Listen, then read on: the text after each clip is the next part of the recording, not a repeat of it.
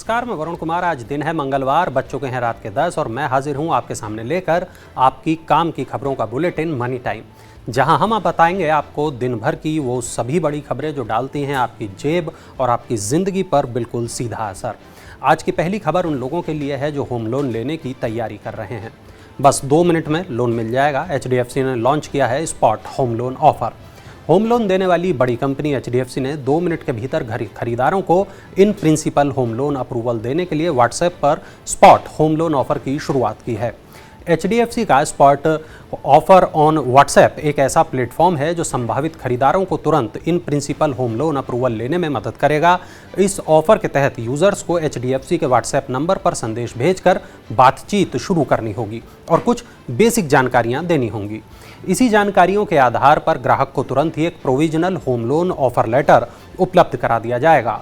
Home loan spot offer सुविधा का इस्तेमाल 7 दिन 24 घंटे सैलरी लेने वाले कर्मचारी कर सकते हैं। LIC के शेयर खरीदने वालों को सरकार का सुझाव, लंबी अवधि में मिलेगा लाभ। देश की सबसे बड़ी बीमा कंपनी LIC की शेयर बाजारों में कमजोर शुरुआत क्यों हुई, इसकी वजह बताते हुए दीपम सचिव तुहिनकांत पांडे ने कहा कि बाजार की अप्रत्याशित स्थितियों के कारण ऐसा हुआ है। उन्होंने निवेशकों को सुझाव दिया कि लंबी अवधि में लाभ के लिए LIC के शेयर को रखना चाहिए। LIC के चेयरमैन MR कुमार ने कहा कि सेकेंडरी मार्केट में शेयरों की मांग ज़्यादा होगी, जिससे कीमत बढ़ेगी। आगे बढ़ने के साथ LIC का शेयर बढ़ेगा। बहुत से लोग, विशेष रूप से वो पॉलिसी धारक जिनको आवंटन नहीं हो सका है, वे सेकेंडरी मार्केट से शेयर खरीदेंगे। कर्मचारियों की होगी बल्ले बल्ले, इन कंपनियों की है सैलरी इतनी ज़्यादा बढ़ाने की योजना। देश की दूसरी सबसे बड़ी IT कंपनी इन्फोसिस और माइक्रोसॉफ्ट जैसी कंपनियां अपने कर्मचारियों की सैलरी दोगुना, जी हां, दोगुना करने जा रही हैं। इन्फोसिस ने इस साल अपने कर्मचारियों को 12 से 13% सैलरी हाइक और रिटेंशन बोनस देने की योजना बनाई है। कंपनी के अभी 3,14,000 कर्मचारी हैं। वहीं दूसरी ओर माइक्रोसॉफ्ट ने अपने कर्मचारियों को अपने साथ बनाए रखने और महंगाई से पार पाने में मदद के लिए सैलरी बढ़ाने का अपना बजट लगभग दोगुना कर दिया है। इसके साथ ही कंपनी अपने कुछ कर्मचारियों को दिए जाने वाले स्टॉक कंपनसेशन की रेंज भी 25% तक बढ़ाने जा रही है। क्या आपको पता है देश में कितने ऐसे परिवार हैं जिनके पास टीवी, फ्रिज और वॉशिंग मशीन है? नहीं पता? तो चलिए मैं बता देता हूँ। देश में केवल 16% परिवार ऐसे हैं जिनके पास तीनों चीज़ें, मतलब टीवी, फ्रिज और वॉशिंग मशीन है। यानी 84% परिवार अभी भी ऐसे हैं जिनके पास इन तीनों में से कोई एक चीज़ नहीं है। यह आंकड़ा सामने आया है नेशनल फैमिली हेल्थ सर्वे से, जिसमें साफ तौर पर यह बताया गया है कि मात्र 16% परिवारों के पास ही ये तीनों उपकरण है। सर्वे बताता है कि शहरी इलाकों में 33% परिवारों के पास ये तीनों चीज़ें हैं। वहीं गांवों की बात करें तो केवल 7.5% परिवारों के पास ही ये तीनों चीज़ें एक साथ हैं। इन आंकड़ों की गहराई में उतरने से पता चलता है कि चंडीगढ़, गोवा, पंजाब और दिल्ली में रहने वाले 60% से ज़्यादा परिवारों के पास टीवी, फ्रिज और वॉशिंग मशीन है। मध्य प्रदेश, छत्तीसगढ़, उड़ीसा और झारखंड ऐसे राज्य हैं जहां केवल 6 से 8% परिवारों के पास ये तीनों चीज़ें एक साथ हैं। बिहार और मेघालय की स्थिति लगभग एक जैसी है। इन दोनों राज्यों में करीब 3.5% परिवार ही ऐसे हैं जिनके पास एक साथ टीवी, फ्रिज और वॉशिंग मशीन है। देश में शुरू हुई 6G के लिए तैयारी, लेकिन 5G पर क्या बोले PM मोदी, आइए बता देता हूं मैं आपको। प्रधानमंत्री नरेंद्र मोदी ने 6G को लेकर बड़ा ऐलान किया है। PM मोदी ने कहा कि इस दशक के आखिरी तक, यानी साल 2030 तक भारत में 6G टेक्नोलॉजी को लॉन्च कर दिया जाएगा। PM मोदी ने कहा इस दशक के अंत तक देश में 6G सेवाएं लॉन्च हो पाएं, इसके लिए सरकार की ओर से कोशिशें शुरू हो गई हैं। टास्क फोर्स ने अपना काम शुरू कर दिया है। प्रधानमंत्री ने कहा कि देश में 3G और 4G सेवाएं उपलब्ध हैं और अगले कुछ महीने में 5G सर्विस के लिए शुरुआत किए जाने की तैयारी है। बता दें कि 5G सर्विस के इस साल के आखिरी तक लॉन्च होने की उम्मीद जताई जा रही है।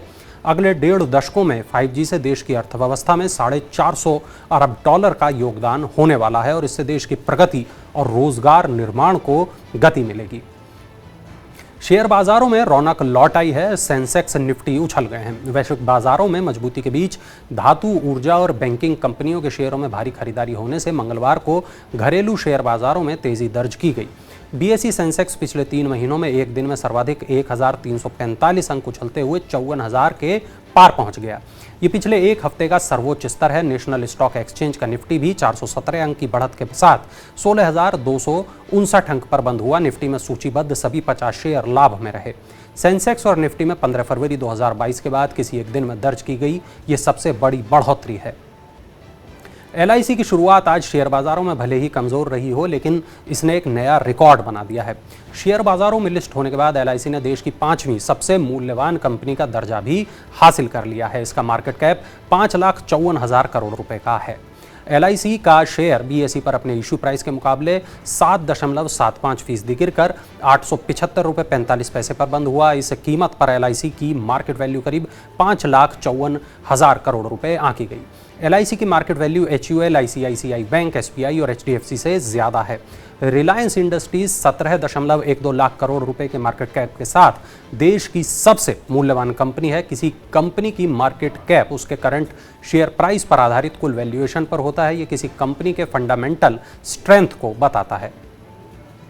ईवी चलाने वालों के लिए खुशखबरी है, हुंडई लगाएगी fast charging station. Hyundai motor India ने देश में अपने चुनिंदा डीलरशिप पर fast charging electric vehicle station स्थापित करने के लिए टाटा पावर के साथ समझौता किया है। इस समझौते के तहत 60 किलोवाट डीसी चार्जिंग स्टेशनों की 29 शहरों में कंपनी के 34 ईवी डीलरशिप पर की जाएगी। यहाँ सभी प्रकार के इलेक्ट्रिक व्हीकल को चार्ज किया जा सकेगा। इस कदम से भारत में मजबूत ईवी इकोसिस्टम बनाने में मदद मिलेगी। इस तरह की रणनीतिक साझेदारी देश में इलेक्ट्रिक वाहनों की मांग को बढ़ाने में महत्वपूर्ण भूमिका निभाएगी। अब सिर्फ कमर्शियल वाहनों को ही देना होगा टोल टैक्स। आइए जानते हैं कहाँ मिलेगी ये सुविधा। आमतौर पर कमर्शियल वाहन हो या फिर कोई निजी वाहन, सभी को टोल टैक्स तो चुकाना ही होता है, लेकिन एक टोल टैक्स ऐसा भी है जिसमें केवल कमर्शियल वाहनों को ही टोल टैक्स देना होगा।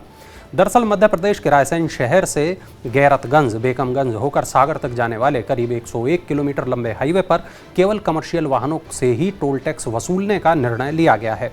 MPRDC ने इसकी तैयारियां भी शुरू कर दी हैं और इसके लिए टेंडर जारी कर दिए हैं। पिछले महीने कैबिनेट मीटिंग में कार, जीप समेत कई प्राइवेट बसों को इस मार्ग पर टोल टैक्स से राहत देने का फैसला हुआ था, जिसके बाद नए सिरे से टेंडर प्रक्रिया पूरी की जा रही है। चलिए अब नजर डालते हैं IPO अपडेट्स पर। देश की सबसे बड़ी बीमा कंपनी LIC के शेयर मंगलवार को NSE पर 8.11% गिरकर 949 रुपये के निर्गम मूल्य के मुकाबले 872 रुपये प्रति शेयर पर लिस्ट हुए। BSE पर शेयर 8.62% की गिरावट के साथ 667.20 रुपये पर लिस्ट हुआ। LIC के पॉलिसी धारकों और खुदरा निवेशकों को 889 और 904 रुपये के भाव पर शेयर मिले हैं। पारादीप फॉस्फेट लिमिटेड का IPO सब्सक्रिप्शन के लिए खुल गया है। ये 19 मई को बंद होगा। फर्टिलाइजर कंपनी ने 39 से 42 रुपये प्रति शेयर का प्राइस बैंड तय किया है। एंकर निवेशकों से कंपनी ने 450 करोड़ रुपए जुटाए हैं। इथॉस लिमिटेड का IPO बुधवार 18 मई को खुलेगा। इथॉस इंडिया में लग्जरी और प्रीमियम ब्रांड की घड़ियां बेचती है। कंपनी की योजना IPO से 472 करोड़ रुपए जुटाने की है। कंपनी इस पैसे का इस्तेमाल अपना कर्ज चुकाने में करेगी। तो ये थी आज की तमाम बड़ी खबरें, वो खबरें जो डालती हैं आपकी जेब और आपकी ज़िंदगी पर असर। आप जिस भी प्लेटफॉर्म पर मनी टाइम को देख रहे हो, मनी 9 को देख रहे हो, वहाँ सब्सक्राइब का, लाइक का, शेयर का बटन ज़रूर दबा दीजिएगा। अपने दोस्तों के साथ इस वीडियो को ज़रूर शेयर कीजिएगा और चलते चलते देखिए ये खास इन्फोग्राफिक।